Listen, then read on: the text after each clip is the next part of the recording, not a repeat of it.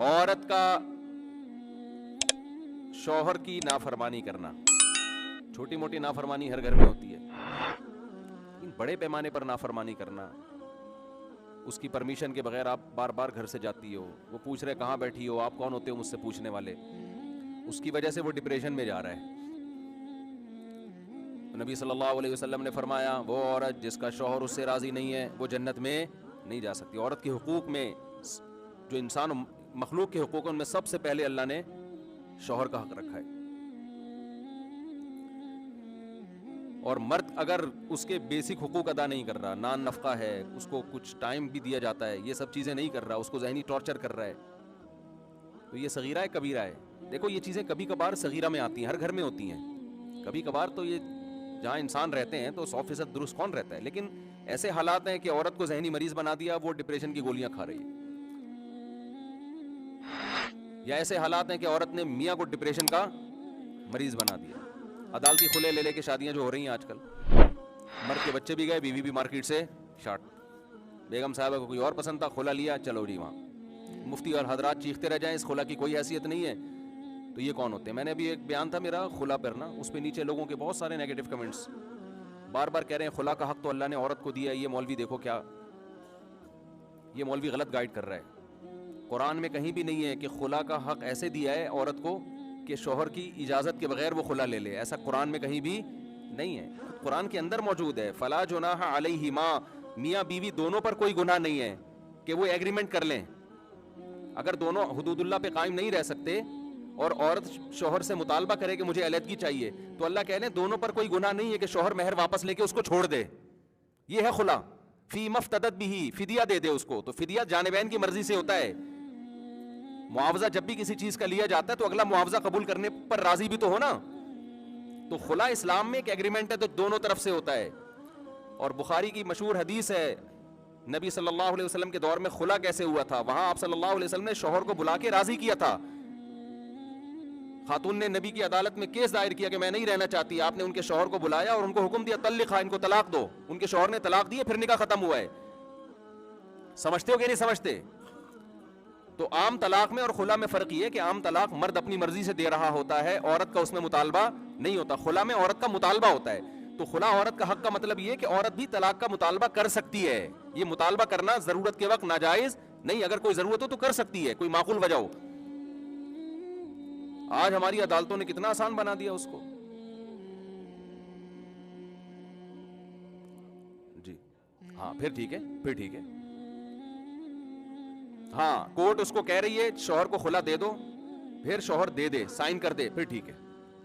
ہم تو یہ کہہ رہے ہیں کہ شوہر بعض دفعہ آتا نہیں ہے، نوٹس نہیں پہنچتا، آیا الزامات ثابت نہیں ہوئے اس کے اوپر، جو الزامات لگے تھے جھوٹے الزامات تھے، دلیل سے ثابت نہیں کیے، شوہر نے الزامات کو مانا بھی نہیں.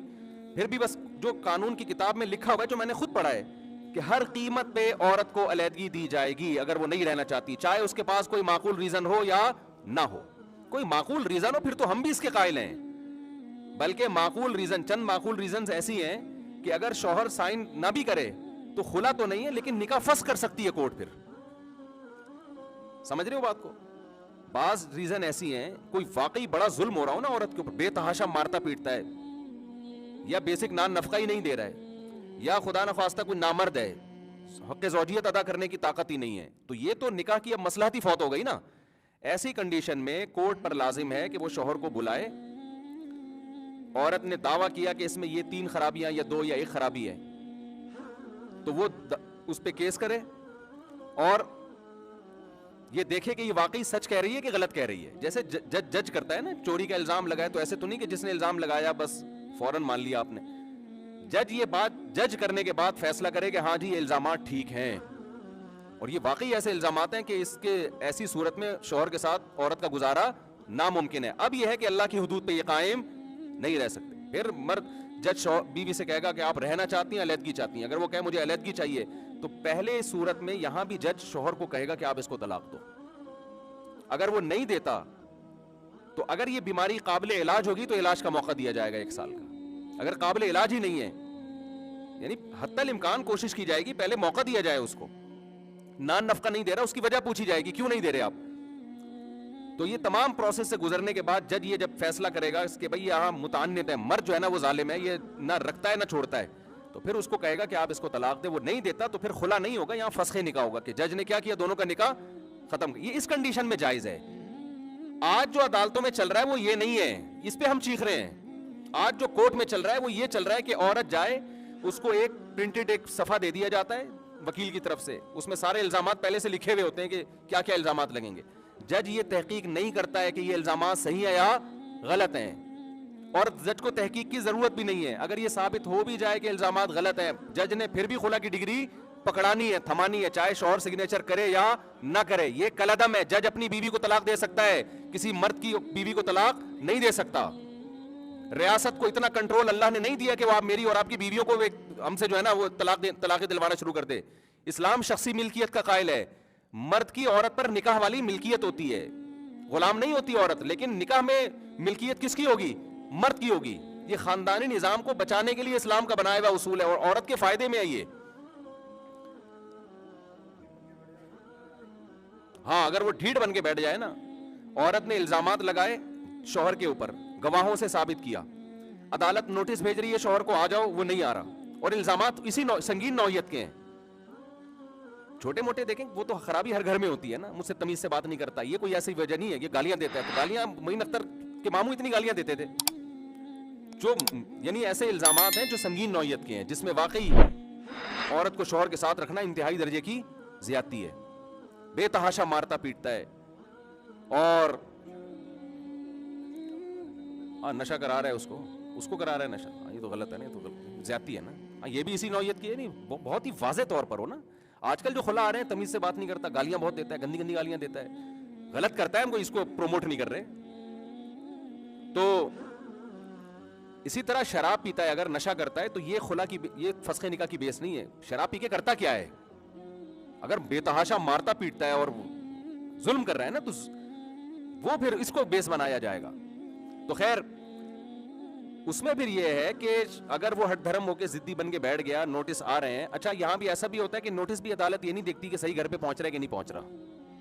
شوہر بیرون ملک میں اندرون کچھ بھی نہیں دیکھا جاتا. جنرل مشرف کے جو سیاہ کام ہے نا, کارنامے, ان سیاہ کارناموں میں ایک اس خاندانی نظام کو تباہ و برباد کرنے کا صحرا بھی جنرل مشرف اپنے ساتھ قبر میں لے کر گئے. یہ سارا گند کس نے مسلط کیا ہمارے اوپر, جنرل مشرف نے. پورے خاندانی نظام کی اب ایسی کی تیسی ہونے جا رہی ہے ہمارے یہاں سوسائٹی میں. اور ہماری دینی تنظیمیں اس وقت بھی خاموش تھی, اب بھی خاموش ہیں. اسلامی نظریاتی کونسل اس وقت بھی خاموش, اور اب بھی الحمدللہ خاموش ہے. تو پتہ نہیں کیوں خاموش ہے, ان کی کیا مسئلہ ہے, واللہ عالم.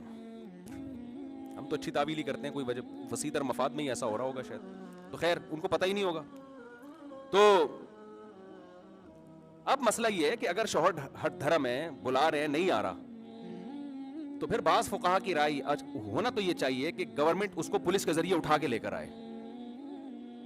کیوں نہیں لے کر آ رہی بھائی؟ اصل میں حکومت کا ایک یہ جو جنرل مشرف نے کیا نا کہ توڑواؤ, کیا کرو بھائی, جب نہیں رہنا چاہتی تو کیا کرو. وہ یہ نہیں دیکھنا چاہتے کہ معقول بیس ہے یا نہیں ہے. ویمن رائٹ کے لیبل لگا کے خاندانی نظام کو تباہ اور برباد کیا جا رہا ہے. لیبل یہ ہے کہ عورت کے حقوق, لیبل یہ لگا دیا کہ کس کے حقوق ہیں.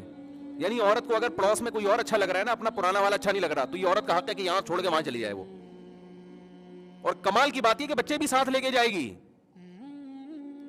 اس کے حق میں ان بچوں کا کیوں بیڑا غرق کر رہے ہو یار آپ؟ کچھ بھی نہیں دیکھتی کورٹ. جج پابند ہے اس لا کا, جو اوپر سے وہ کر بھی نہیں سکتا. وہ کہتا ہے بھائی میں جو لکھا ہوا ہے میں تو اسی کا پابند ہوں. تو جس پہ جو بھگتتا ہے نا, اس پہ دل پہ آرے چلتے ہیں. اس کو میرا بیان سمجھ میں آ رہا ہوتا ہے. جو بھگتتا نہیں ہے وہ نیچے نیگیٹو کمنٹس کر رہا ہوتا ہے. اس مولوی کو دیکھو کیسی باتیں کر رہا ہے, بھگتو گے پتہ چلے گا. اور ویسے تو اب ویسے بھی جب خواتین میں جاب کا ریشو بہت بڑھ گیا ہے, تو دفتروں میں ایک سے ایک ہینڈسم ان کو نظر آئے گا. اور عورت ویسے بھی دل کی کمزور ہے.